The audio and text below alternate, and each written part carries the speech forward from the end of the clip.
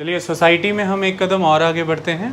हमारा आज का टॉपिक है ग्लोबलाइजेशन एंड सोशल चेंज। देखिए हम 12th क्लास की सेकंड बुक पढ़ रहे हैं और इस बुक का नाम क्या है? Social change and development in India. अब तक के हमने सोशल चेंजेस एंड डेवलपमेंट पढ़े रूरल सोसाइटी में और इंडस्ट्रियल सोसाइटी में। हमने चैप्टर कई कर लिए इस बुक के, लेकिन पिछले जो 2 चैप्टर लास्ट हमने कंप्लीट किए हैं उसके वाया हमने रूरल सोसाइटी में सोशल चेंज और डेवलपमेंट समझा, इंडस्ट्रियल सोसाइटी में सोशल चेंज एंड डेवलपमेंट को समझा। ये टॉपिक अधूरा रह जाता है अगर आप ग्लोबलाइजेशन के कॉन्टेक्स्ट में सोशल चेंज को ना समझते, क्योंकि आज जो सामाजिक परिवर्तन हैं आपके जीवन में उसकी बड़ी भूमिका इस वैश्वीकरण की है, ग्लोबलाइजेशन की है। हम उसके विषय में समझेंगे अभी कि हम क्या बात करना चाहते हैं। देखिए एग्जैक्टली ग्लोबलाइजेशन की जब डेफिनेशंस की बात होती है तो हो सकता है कोई भी एक डेफिनेशन किसी एक सब्जेक्ट डिसिप्लिन को सेटिस्फाई करती हो, दूसरे डिसिप्लिन को सेटिस्फाई ना करती हो। अलग अलग सब्जेक्ट डिसिप्लिन, अलग अलग एकेडमिक डिसिप्लिन के वाया ग्लोबलाइजेशन के डिफरेंट पर्सपेक्टिव्स हैं, मायने हैं, मीनिंग हैं। उदाहरण के रूप में हमने यहाँ पर लिखा भी है कि different subjects focus on different aspects of globalisation. जैसे अगर आप इकोनॉमिक्स की बात करेंगे तो वो ग्लोबलाइजेशन को हो सकता है इस कॉन्टेक्स्ट में देखें, that is about capital flows, कि कैपिटल कैसे फ़्लो कर रहा है, कहाँ से कहाँ फ़्लो कर रहा है वर्ल्ड लेवल पर। लेकिन दूसरी तरफ अगर आप इसे पॉलिटिकल साइंस की फॉर्म में देखें तो वो ग्लोबलाइजेशन को इस तरह से देखता है कि changing role of governments, government की भूमिका कैसे बदल रही है।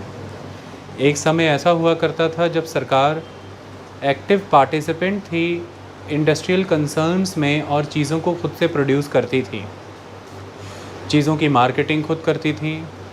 सरकार लार्जर कंज्यूमर हुआ करती थी रॉ मटेरियल का और one of the largest producer हुआ करती थी फिनिश्ड गुड्स का। सरकार एक अहम भूमिका निभा रही थी अर्थव्यवस्था में, लेकिन वैश्वीकरण के इस दौर में सरकारों की ये भूमिका तेज़ी से कम हुई, ख़त्म हो गई। प्राइवेट प्लेयर प्रिडोमिनेंट हुआ, कैपिटलिस्ट सिस्टम स्ट्रॉन्ग हुआ और कैपिटल इंटेंसिव इंडस्ट्रीज़ बढ़ी हैं। सरकारों की भूमिका यहाँ पर फैसिलिटेटर की है, गवर्नेंस प्रोवाइड करने की है, लॉ एंड ऑर्डर प्रोवाइड करने की है। सरकार को आज अपने उद्योग धंधों को, अपने किसानों को प्रोटेक्शन इस मैनर में नहीं देनी है कि वो बॉर्डर्स क्लोज़ करें विदेशों से आने वाली वस्तुओं के लिए, यानी कि उनको एंट्री ना मिले, या तो एंट्री मिले तो उन पर हैवी इंपोर्ट ड्यूटीज़ लगाई जाएं, अपने इंडस्ट्रियलिस्ट और किसानों को हैवी सब्सिडीज़ दी जाएं। ये सब भूमिकाएं एक समय तक सरकारें निभाती थीं। एक स्ट्रॉन्ग प्रोटेक्शनिस्ट टेंडेंसी हुआ करती थी। सरकारों की भूमिकाएं आज बदल गई हैं और उनको अब ईज़ ऑफ डूइंग बिज़नेस पर काम अधिक करना है। उन्हें जितनी भी अड़चनें हैं व्यापार के रास्ते में, जिसमें से कि काफ़ी बड़ी अड़चन इसे माना जाता है द कंप्लायंस सिस्टम, कि जो भी उद्योग धंधा अगर किसी को खोलना है तो उन्हें बहुत सारे रूल रेगुलेशंस के साथ कंप्लाई करना पड़ता है। सरकार की रिस्पॉन्सिबिलिटी है कि वो कैसे इसकी कॉम्प्लेक्सिटीज़ को रिड्यूस करे, कंप्लायंसेस को नंबर में घटा दे, नंबर ऑफ़ कंप्लायंसेस कम हो जाएं, सिंगल विंडो ऑपरेशंस हों, यानी कि मल्टीपल डिपार्टमेंट से आपको परमिशन लेनी है वो सिंगल विंडो के वाया हो जाएं, ये जल्दी हो, सारा प्रोसेस सीमलेस हो, इजी हो और परेशानी ना दे उद्योगपति को। सरकार कैसे हाईवेज़ को एक्सपेंड कर सकती है, बंदरगाहों को, पोर्ट को बेहतर बना सकती है।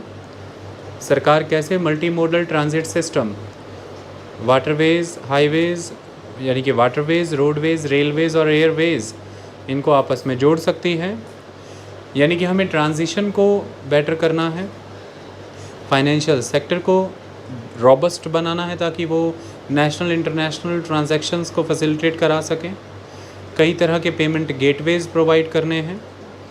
हमें ई कॉमर्स को अच्छे से प्रमोट करना है और ई सर्विसेज को फास्ट करना है कि किस तरह से परमिशंस इलेक्ट्रॉनिक मीनिंग में ले ली जाएं और डॉक्यूमेंटेशन भी इलेक्ट्रॉनिकली ही अपलोड और डाउनलोड होते रहें, रेगुलेट होते रहें।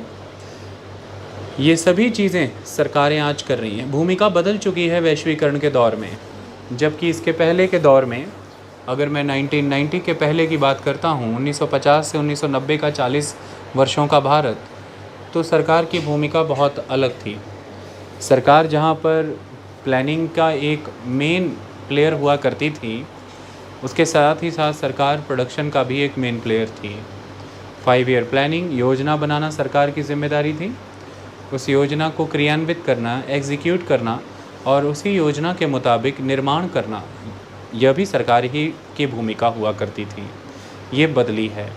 तो हो सकता है कोई इसे इस मैनर में भी देखे कि वो उसे पॉलिटिकली देखे कि गवर्नमेंट के रूल चेंज हो गए हैं, वो आज इंटरनेशनल ऑर्गेनाइजेशंस के साथ जुड़ी हैं और इंटरनेशनल कमिटमेंट्स को फुलफ़िल कर रही हैं, चाहे फिर वो कॉन्फ्रेंस ऑफ द पार्टीज़ यानी कि कॉप मीटिंग्स में लिए गए क्लाइमेट चेंज से जुड़े हुए कमिटमेंट्स हैं, जिसमें कि बड़ा कमिटमेंट है पेरिस एग्रीमेंट, और चाहे वो यूनाइटेड नेशंस के द्वारा दिए गए सस्टेनेबल डेवलपमेंट गोल्स हैं, चाहे WTO के प्लेटफॉर्म में होने वाली मीटिंग्स, वर्ल्ड ट्रेड ऑर्गेनाइजेशन के तहत होने वाली अलग अलग मीटिंग्स के तहत लिए गए संकल्प हैं। सरकारें आज कहाँ खड़ी हैं? इन सब संकल्पों को निभाने में, इन संकल्पों को लेने में सरकार की ये भूमिका है। वैश्वीकरण भूमिकाओं को बदल रहा है। पॉलिटिकली अगर आप देखें तो शायद आप इस डायमेंशन को देखेंगे, कल्चरली आप किसी दूसरी डायमेंशन को देखेंगे। तो इकोनॉमी के वाया, पॉलिटिक्स के वाया, कल्चर के वाया, अलग अलग डायमेंशन से आप ग्लोबलाइजेशन को देखते हैं।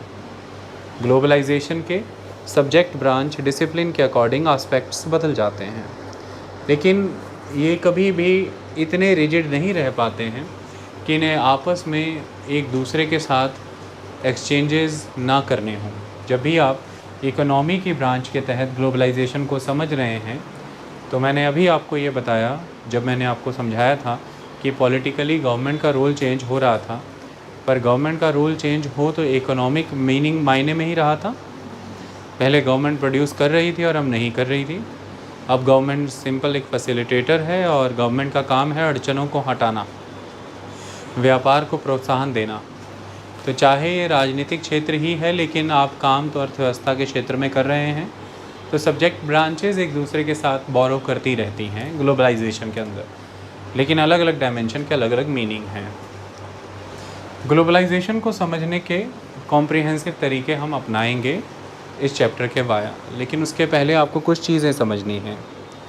एक बुनियादी सवाल ये आता है कि ग्लोबलाइजेशन कब हुआ? क्या ये कोई रीसेंट फिनोमेना है? तो अगर ये रीसेंट फिनोमेना है तो उसके पहले क्या भारत के अंतर्राष्ट्रीय संबंध नहीं थे?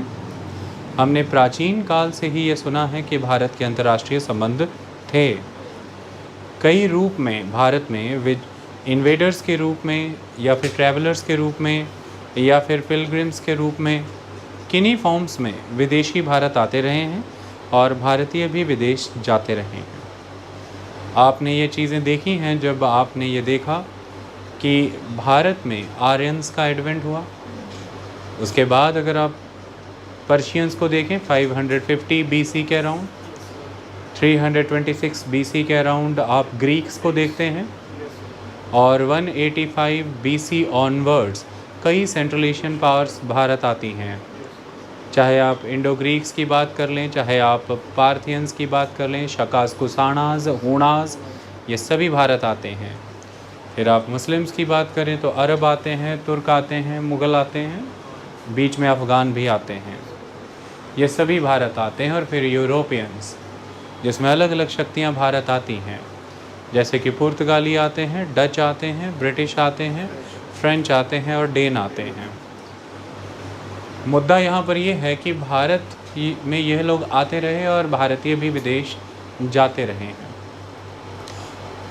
गौर करने वाली बात है कि संस्कृत के ऊपर ग्रामर लिखने वाले ग्रामेरियन पाणिनि, जिनके द्वारा अष्टाध्यायी दिया गया है, संस्कृत लैंग्वेज के लिए जिन्होंने ग्रामर प्रोवाइड की है, उनका नाम पाणिनि है और उन्होंने अष्टाध्यायी लिखा है। ये क्लासिकल संस्कृत ग्रामर टेक्स्ट है। इतनी अहम भूमिका निभाने वाले व्यक्ति, उनका ओरिजिन अफ़गानी है। उनका ओरिजिन अफ़गानी है, तो उनका खुद का ओरिजिन अफ़गानी है। फिर अगर भारत में बात करें तो आप जब पुराणों को पढ़ते हैं, कई तरह की पंचतंत्र की कहानियों को पढ़ते हैं, तो आपको बहुत सी स्टोरीज़ मिलती हैं। उन स्टोरीज़ के अंदर आपको कूप मंडुका यानी कि कुएं के मेंढक की कहानियाँ मिलेंगी, जिसमें बार बार आपको वार्न किया गया है, आपको चेताया गया है कि कुएं के मेंढक ना बनिए। वह जो कि अपने ही आप में रहता है, वह जो किसी से मिलना जुलना नहीं चाहता है, किसी से वार्तालाप नहीं करना चाहता है, वह जिसे भारी दुनिया से कोई असर नहीं है, कोई प्रभाव नहीं पड़ता है, वह किसी भी रूप में विकसित नहीं हो रहा है। बार बार आपको इन टेक्स्ट के वाया ये प्रेरणा दी जाती है कि आपको बाहरी दुनिया को सीखना है, समझना है, जानना है।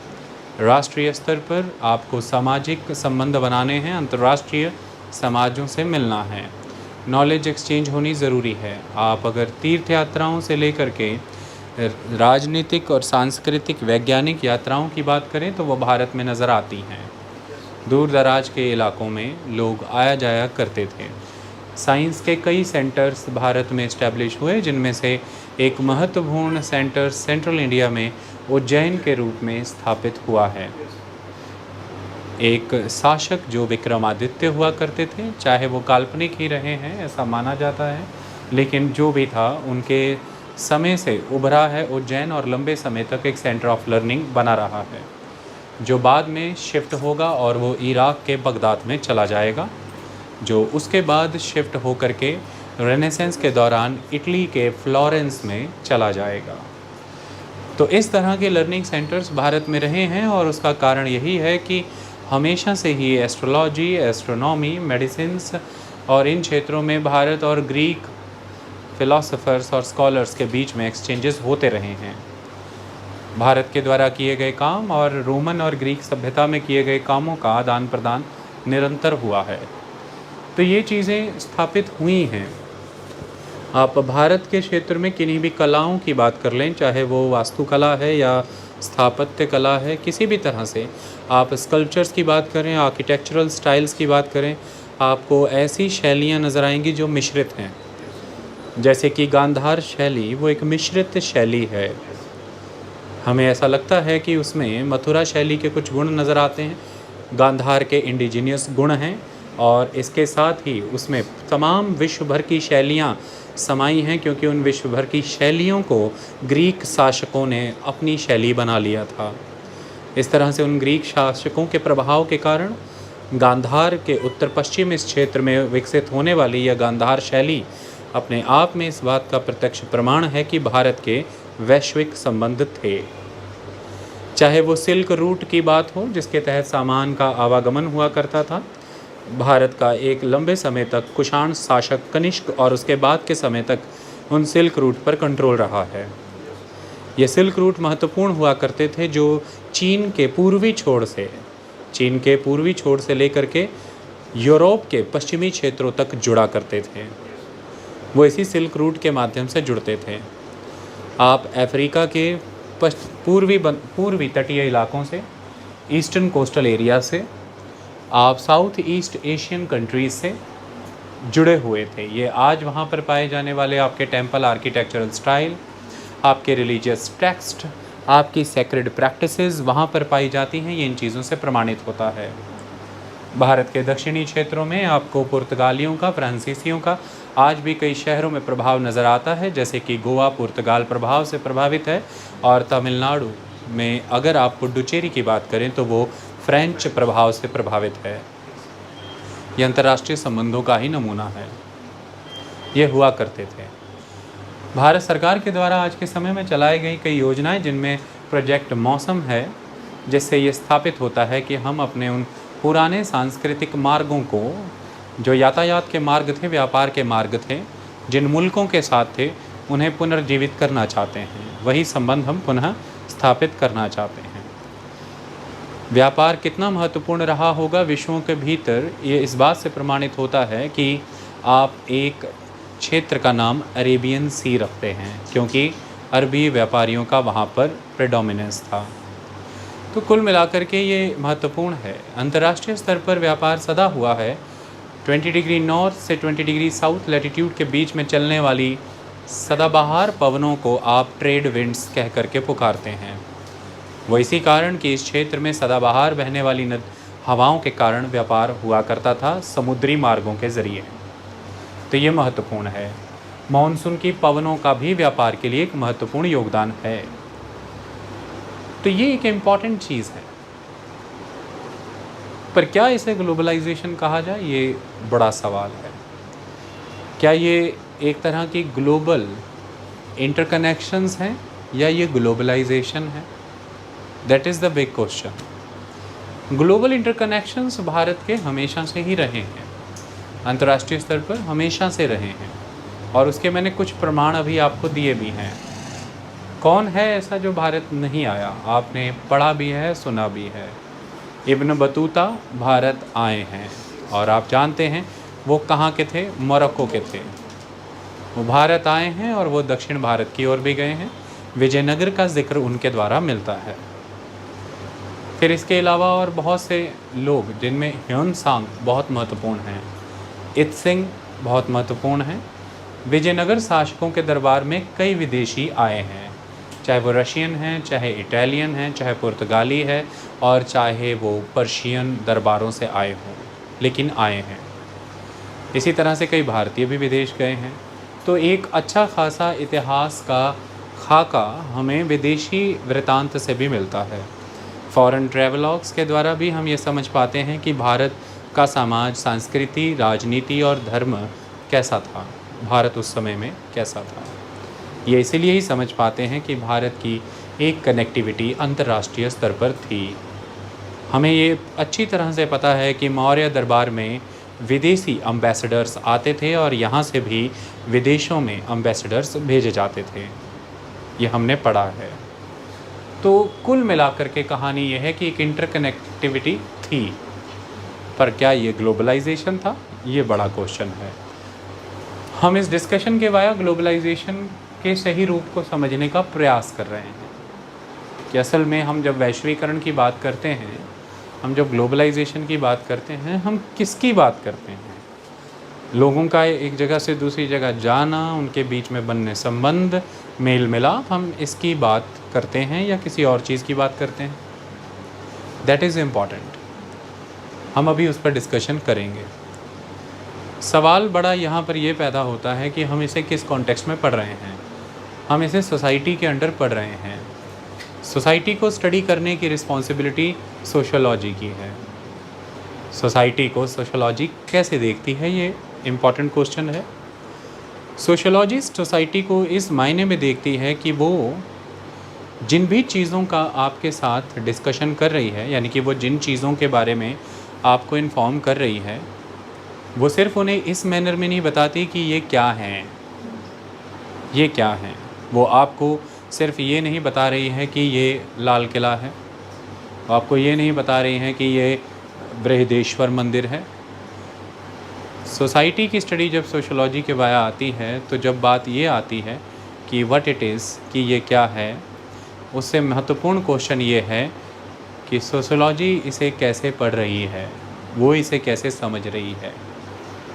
ये व्हाट इट इज़ से आगे का सवाल है कि जो है वो क्यों है और कैसे है।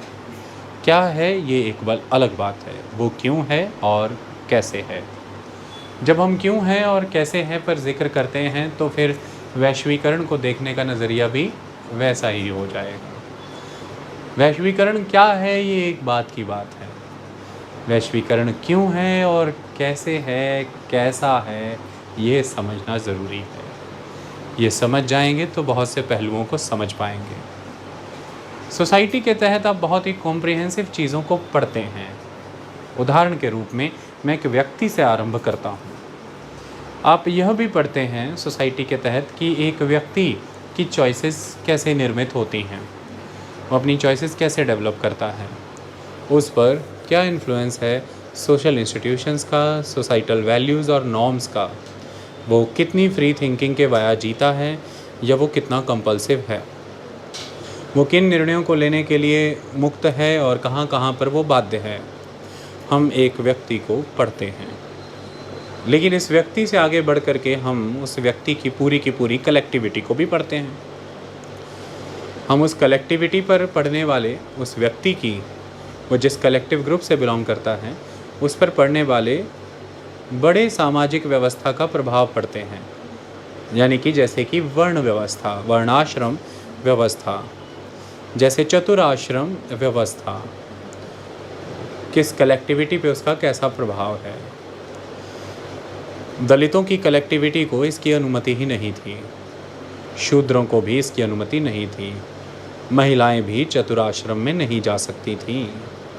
एक व्यक्ति से आगे बढ़ के हमने कलेक्टिविटी की बात की, लेकिन इससे आगे बढ़ करके हम इस बात पर भी चर्चा करते हैं कि उस पूरे बड़े समाज पर, उस पूरी की पूरी सभ्यता पर अंतर्राष्ट्रीय व्यापार का क्या प्रभाव था, तकनीक में आ रहे परिवर्तनों का खेतीबाड़ी पर कैसा असर हुआ।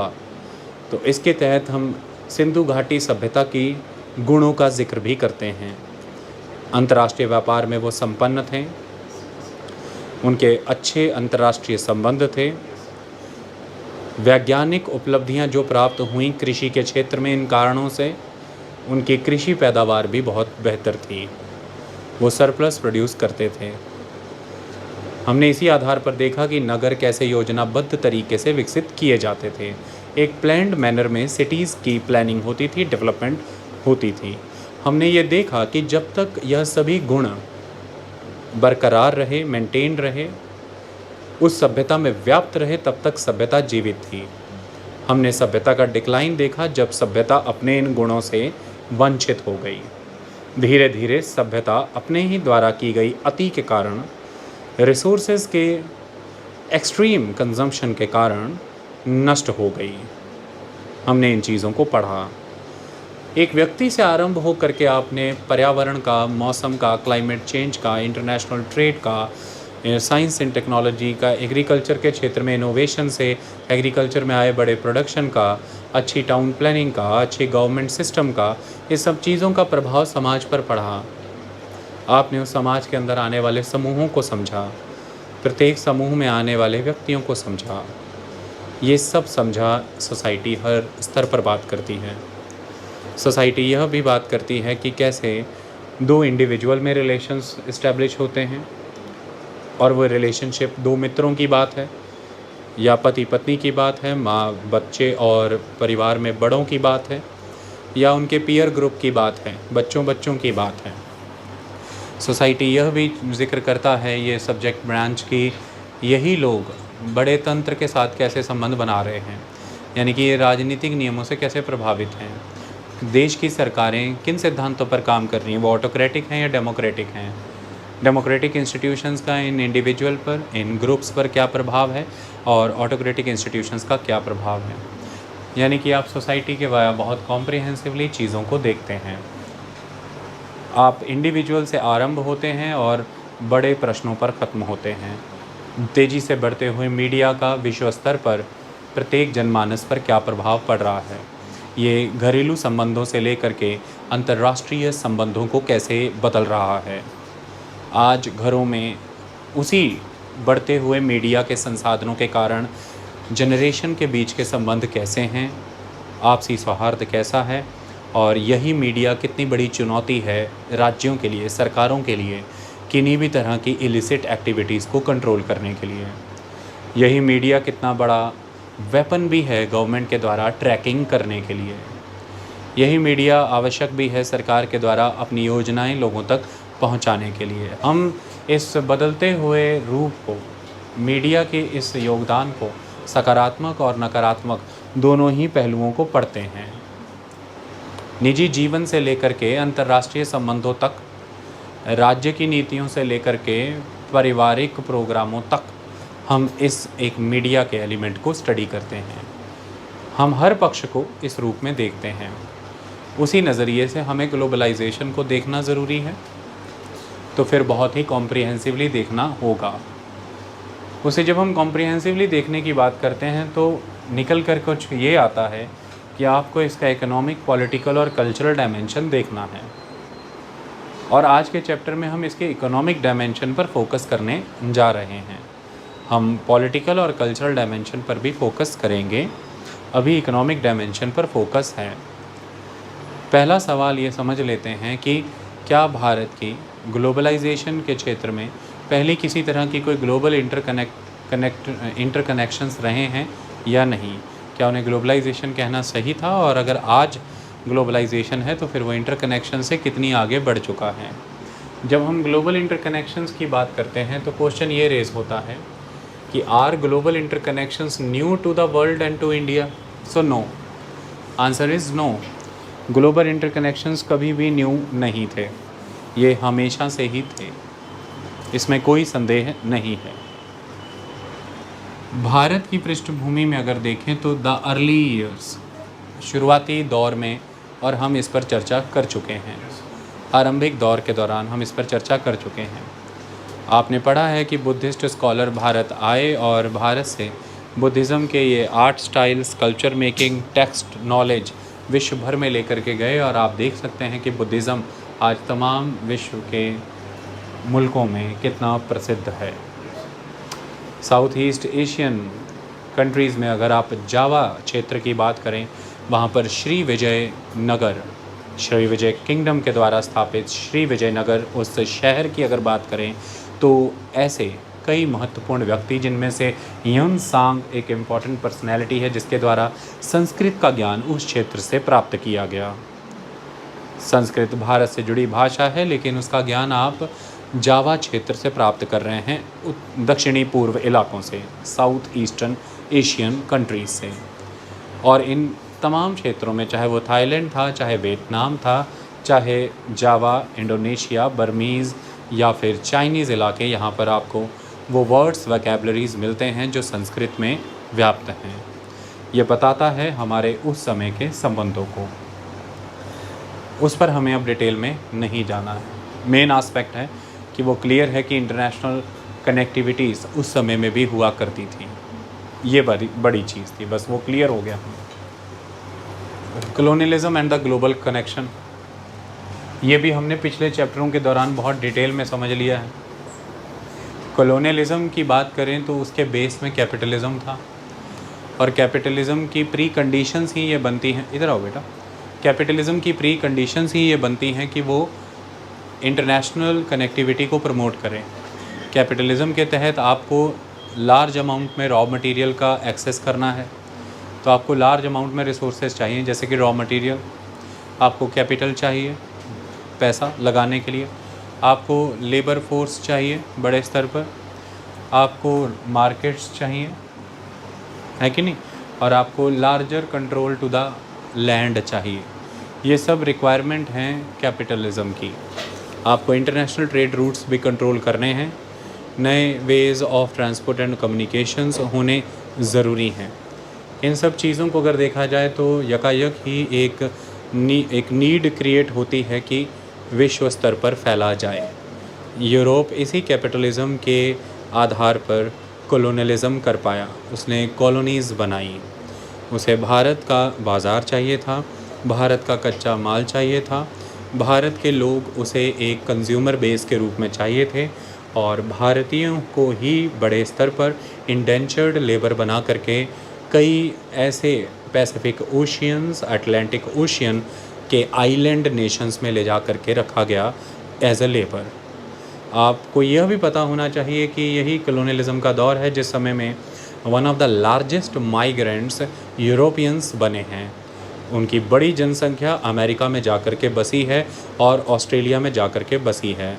आज अमेरिकन्स और ऑस्ट्रेलियंस वही माइग्रेंट यूरोपियंस हैं जो रेनेसेंस के दौरान कॉलोनियलिज्म के तहत उन कॉन्टिनेंट्स में पहुँचे। आपने इस चीज़ को देखा, चाहे भारतीयों को इंडेंचर्ड लेबर बना करके लेकर के जाना, चाहे उनका खुद के द्वारा पूरे विश्व भर में फैल जाना यूरोपियंस के द्वारा। अमेरिका और ऑस्ट्रेलिया आपको एक नमूने के तौर पर नज़र आता है, और चाहे अलग अलग मुल्कों के द्वारा अलग अलग क्षेत्रों को अपनी कॉलोनी बनाना, चाहे वो स्पेन था, चाहे फ्रेंच थे, चाहे वो पुर्तगाली थे, चाहे ब्रिटिशर्स थे। सब ने अपनी अपनी कॉलोनीज़ इस्टेब्लिश कर रखी थी। एक समय में बरतानिया साम्राज्य इतना बड़ा था कि उसके साम्राज्य में कभी भी सूर्यास्त नहीं होता था, वो इतना बड़ा था। कॉलोनियल पीरियड के दौरान ये चीज़ हुई। ये भी एक तरह की इंटरनेशनल कनेक्टिविटी का दौर था। प्री कंडीशन ही थी कॉलोनियल पीरियड की कि इंटरनेशनल कनेक्टिविटीज़ हों, बड़े स्तर पर लोग एक्सचेंज हुए हैं। और आज दिन तक अगर आप ग्लोबलाइजेशन का एक गुण ही देखें तो ग्लोबलाइजेशन के एक गुण में माइग्रेशन एक बड़ा गुण है। माइग्रेशन एक बड़ा गुण है। Independent India and the world, Bharat स्वतंत्र हुआ और भारत ने कभी भी अपने उस वैश्विक संबंधों को त्यागा नहीं। भारतीय सभ्यता में प्राचीन काल से ही अंतर्राष्ट्रीय संबंध विकसित करने का गुण था। आज़ाद भारत ने भी इस गुण को आगे बढ़ाया। भारत राजनीतिक रूप में एक सीमा में बंधा हुआ राष्ट्र है, लेकिन भारत सांस्कृतिक रूप से वैश्विक है। ये कल्चरली बहुत बड़े स्तर पर इंटरनेशनल है। भारत ने हमेशा ये माना कि जो भारत की संस्कृति है, जो भारतीय विचार हैं, उन गुणों का विश्व स्तर पर जब जब पालन हो भारत समर्थन करेगा, जब जब उसकी अवहेलना होगी भारत विरोध करेगा।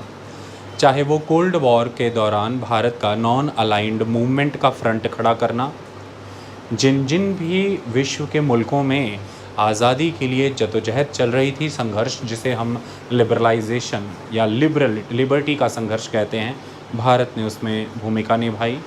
भारत ने विश्व स्तर पर एक सॉलिडेरिटी दिखाई लोगों को आज़ादी दिलाने में, उनकी आज़ादी के अधिकार मांगने में। भारत ने डिप्रेस्ड क्लासेस की मुक्ति के लिए हमेशा अग्रणी भूमिका निभाई। चाहे वो कोरियन वॉर हों, चाहे वो वियतनामीज़ वॉर हों, और चाहे वो अफ़गान वॉर हो। कोल्ड वॉर के दौरान भारत किसी भी ब्लॉक की पार्टी तो नहीं बना, लेकिन भारत ने हमेशा ही ह्यूमैनिटेरियन स्टांस, पॉजिटिव कंडक्ट और युद्ध ना हो इसके लिए कार्य करने का जिम्मा उठाया था। भारत ने अपने आप को इंटरनेशनली कभी भी आइसोलेट नहीं रखा। नॉन अलाइंड मूवमेंट के तहत वो युद्ध में सम्मिलित किसी भी वर्ग के साथ अलाइंड नहीं था, पर युद्ध में आहत लोगों के समर्थन के लिए युद्ध की समाप्ति हो, एक शांति का माहौल स्थापित हो और विश्व स्तर पर पीसफुल को एग्जिस्टेंस फॉलो की जाए, इसमें भारत आगे बढ़ता रहा। भारत ने लीड किया है। तो भारत की एक इंटरकनेक्टिविटी इस मैनर में भी रही। भारत में विदेशी टेक्नोलॉजी, विदेशी मैन पावर, विदेशी सपोर्ट की मदद से कई इंडस्ट्रीज़ लगी हैं। चाहे वो भिलाई का स्टील प्लांट है, चाहे वो उड़ीसा रौड़किला का स्टील प्लांट है, चाहे बंगाल दुर्गापुर का स्टील प्लांट है, इसमें सबकी भूमिका है। भिलाई में रशिया की भूमिका है और रौड़किला में जर्मनी की और दुर्गापुर में ब्रिटिश भूमिका है। भारतीय छात्र विदेशों में इंजीनियरिंग और डॉक्टरी और बैरिस्ट्री की पढ़ाई करने जाते रहे, वहाँ से भी लोग भारत आते रहे हैं। तो चाहे वो टेक्नोलॉजी का आदान प्रदान हो, चाहे वो ह्यूमन का एक्सचेंज हो, चाहे वो इन्वेस्टमेंट्स की बात हो, चाहे इंटरनेशनल रिलेशंस बनाने की, पॉलिटिकल फ्रंट बनाने की बात हो, चाहे वो इंटरनेशनल ऑर्गेनाइजेशंस में सहभागिता की बात हो, भारत ने सदैव अग्रणी भूमिका निभाई है और ये एक इंटरकनेक्टिविटी भारत की नज़र आती है। आज़ादी के बाद से ही भारत ने ये कदम उठाया था। अब आती है कहानी। जब हमने early years colonialism and the global connection और independent India and the world सीख लिया, अब कहानी आती है कि हम ग्लोबलाइजेशन को समझें। तब समझ आएगा कि क्या ये ग्लोबलाइजेशन था उस समय का। अंडरस्टैंडिंग ग्लोबलाइजेशन क्या कहता है? ग्लोबलाइजेशन की एक परिभाषा बताती है, क्वेश्चन के साथ शुरू करते हैं कि whether globalization is just a global interconnections और is it about some significant changes. पूछ रहा है कि क्या ग्लोबलाइजेशन सिर्फ एक ग्लोबल इंटरकनेक्शन होती है या ये कुछ परिवर्तन है ऐसे। तो क्वेश्चन है whether globalization is just a global interconnections और is it about some significant changes in the capitalist system of production and communication. तो globalization is not only the interconnection. ये ऐसा नहीं है कि आपके कितने यात्री हमारे यहाँ आ रहे हैं, हमारे यहाँ की लैंग्वेज के कितने शब्दों का इस्तेमाल आपके मुल्क में हो रहा है, या फिर हमारे यहाँ से आपके वहाँ कितना सामान गया और आपके वहाँ से यहाँ हमारे कितना सामान आया। ग्लोबलाइजेशन सिर्फ यहीं तक सीमित नहीं होती है। ग्लोबलाइजेशन के क्वेश्चंस डीप हैं, परिस्थितियाँ डीप हैं। वो ये हैं कि significant changes in the capitalist system of production and communication. Capitalist system of production के तहत बड़ी चीज़ है आउटसोर्सिंग। आज अगर आप मल्टीनेशनल कंपनीज़ की बात करते हैं तो इंटरनेशनली कॉस्ट सेविंग प्रोसेस को फॉलो करते हुए, मुनाफों पर ध्यान देते हुए, विश्व भर में जहाँ भी उन्हें सस्ती लेबर, सस्ते रॉ मटेरियल, ईज़ी कंप्लायंसेस जैसे कि सरल एनवायरमेंटल लॉज और इजी अवेलेबिलिटी ऑफ लैंड है, easy availability of natural resources है आसपास के मुल्कों में, और स्किल्ड लेबर मिल जाती है, तो वो अपने ऑपरेशंस वहीं पर इस्टेब्लिश करते हैं। तो यहाँ पर ये एक बड़ा कदम है ग्लोबलाइजेशन की ओर। यानी कि कंपनी ब्रिटेन की है, अमेरिका की है या जापानीज़ है, वो वहाँ पर बेस्ड है, वहाँ पर फाउंडेड है, लेकिन पूरे विश्व भर में वो अपनी प्रोडक्शन को कंडक्ट कर रही है जहाँ से भी पॉसिबल हो सकता है। जहाँ पर भी उसे हैवी मशीन प्रोडक्शन करनी है, जिसके लिए आपको बल्क में स्पेस, बल्क में लेबर चाहिए, और क्लाइमेट कंप्लायंसेस भी कंफर्टेबल हों क्योंकि एमिशंस भी बल्क में होंगे, भट्टियाँ बहुत जलेंगी, उसके लिए वो उस मुल्क को चुन लेगी और वो मुल्क राज़ी होगा उसे यह ऑपरेशन वहाँ करने देने के लिए, क्योंकि उस मुल्क की भी अपनी ज़रूरतें हैं। ज़रूरतें यह हैं कि उस मुल्क के पास फ़ॉरेन एक्सचेंजेस आएँ, उसके पास फ़ॉरेन एक्सचेंजेस आएँ। क्यों? क्योंकि स्पेशलाइजेशन हो चुकी है गुड्स एंड सर्विसेज की। ग्लोबलाइजेशन को जन्म देने के लिए सबसे ख़ास बात है स्पेशलाइजेशन। जब गुड्स एंड सर्विसेज में मुल्क स्पेशलाइज हो जाते हैं तो तब हम उन गुड्स एंड सर्विसेज को उन्हीं मुल्कों से अवेल करते हैं, और जब हम उन्हें उन मुल्कों से अवेल करते हैं तो हमें उनको पे भी उस करेंसी में करना है जो अंतर्राष्ट्रीय स्तर पर स्वीकृति प्राप्त की हुई करेंसी है। उसी मुद्रा में भुगतान होता है जो स्वीकृति प्राप्त कर चुकी होती है। स्वीकृति प्राप्त करने का अर्थ यहाँ पर यह है कि जो भी मुल्क अग्रणी रहा है production of goods and services में, ऑलमोस्ट सभी विश्व के मुल्क अधिकतर जिसके साथ डील करते हैं, सभी विश्व के कंट्रीज़ की देनदारी जिसको है, जिस करेंसी की ऑलमोस्ट लोगों को ऑलवेज़ नीड रहती है, उसे विश्व स्तर पर एक स्वीकृति सी मिल जाती है। कारण कई और भी हैं, लेकिन एक महत्वपूर्ण कारण है।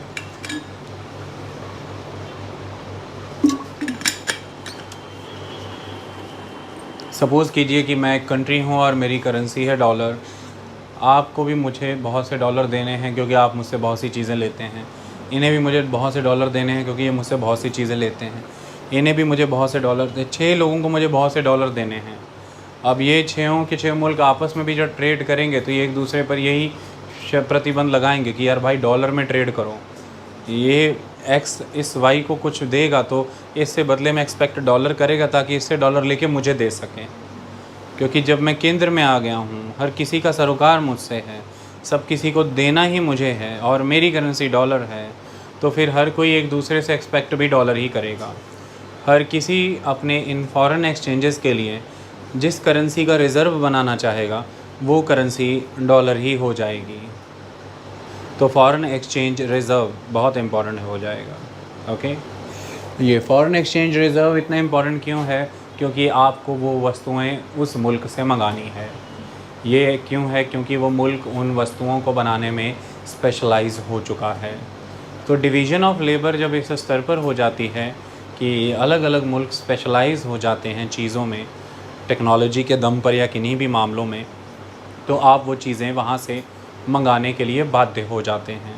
जैसे उदाहरण के रूप में अगर फ्रांस स्पेशलाइज हो चुका है रफ़ाल बनाने के लिए, तो हमें वो वहाँ से मंगाना होगा, क्योंकि अंतर्राष्ट्रीय स्तर पर ये आवश्यकता सी बन चुकी है एक कि हमें अपने बॉर्डर्स यदि प्रोटेक्ट करने हैं हमारे सराउंडिंग नेबरिंग कंट्रीज से या फिर इंटरनेशनली, अगर हमें अपनी वॉइस डिप्लोमेटिकली स्ट्रेंथन करनी है तो हमें डिफेंस और मिलिट्रली बहुत ही स्ट्रॉन्ग होना पड़ेगा। हमारे पास एक कॉम्पिटिटिव एज होना चाहिए मुल्कों के साथ जब हमें ऑन टेबल डिप्लोमेटिक चैनल्स के वाया बारगेन करना है, तो ये ज़रूर